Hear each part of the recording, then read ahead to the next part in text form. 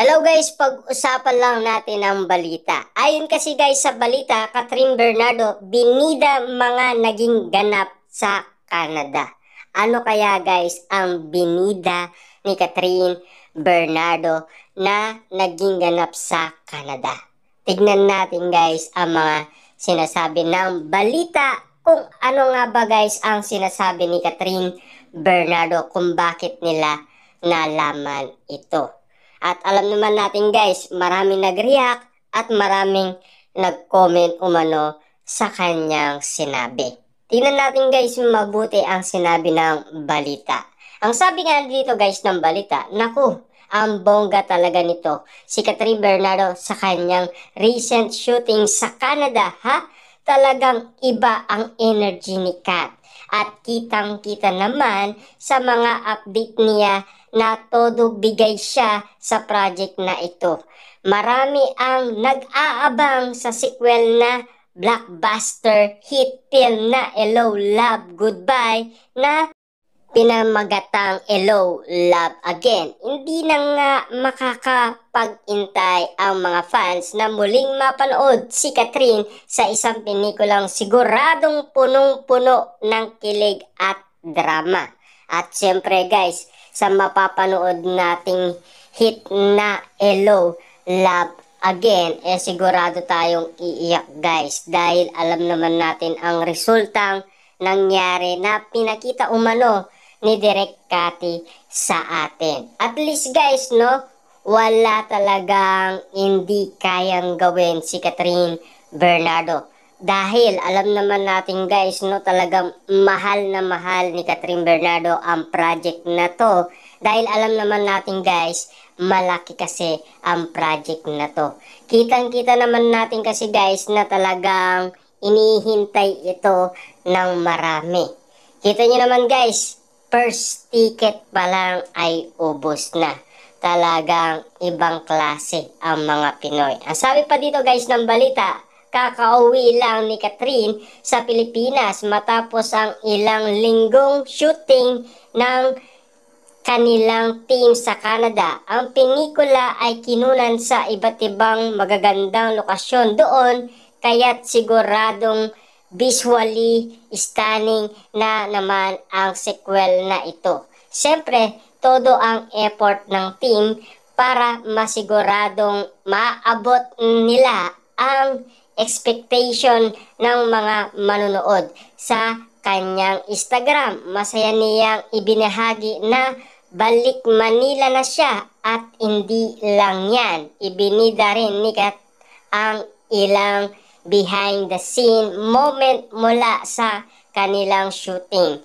Tampok ang iba't ibang crew na nakasama niya, kitang-kita ang saya at teamwork ng buong grupo. At alam naman natin guys, dahil sa naging successful nga naman ang shooting ni Catherine Bernardo at Alden Richard.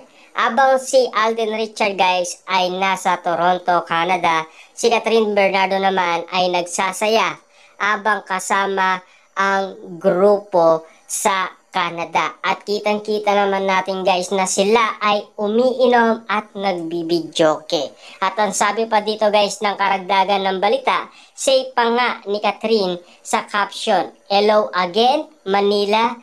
Alam naman natin guys sa pelikula na ito talagang ibang klase ang nangyari kay Catherine Bernardo.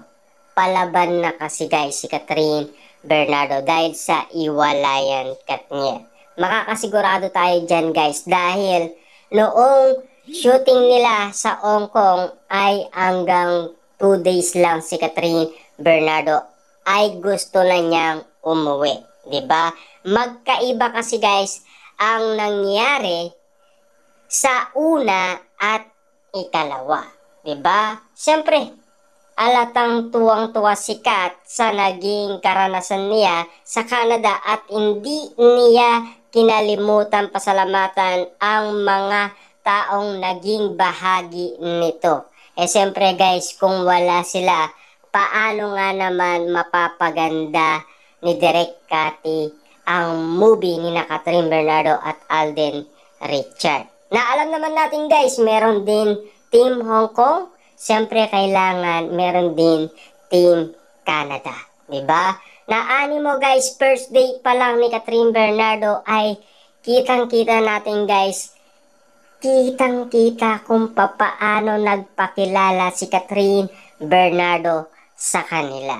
Naani mo talaga guys, ang kausap nila ay kilalang kilala sa Pilipinas dahil box office queen, 'di ba? Kaya nga naman guys, ang iba ay nashock umano sa anting talino ni Kathryn Bernardo.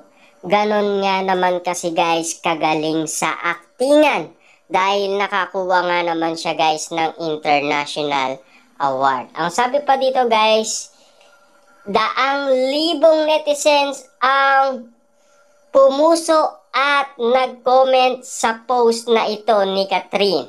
Marami ang umanga sa kanya, hindi lang dahil sa kanyang talino kundi dahil din sa kanyang pagiging appreciative at down to earth. Talagang naman mas lalo pang tumaas ang respeto ng mga tao sa kanya.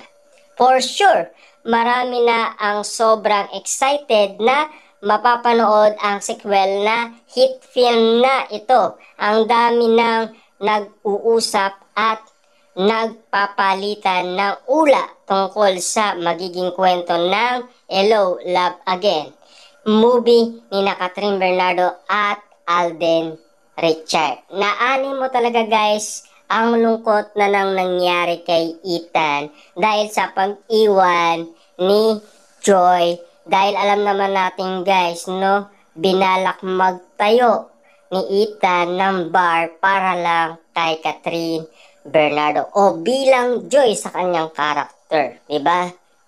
At kitang-kita naman natin kasi guys, no, ang mga nangyari sa kanilang tour, 'di ba? Siyempre guys, dito pa lang nag-iwan na sila ng magagandang kwento, magagandang alimbawa kung papaano nga naman magpasaya ng maraming tao. Nagbigay sila ng alimbawa kung papaano paligayain ang mga taong naghihintay sa kanilang pagbabalik. Dahil sa kanilang kwento, iba't iba nga naman guys ang naging reaction ng mga tao base sa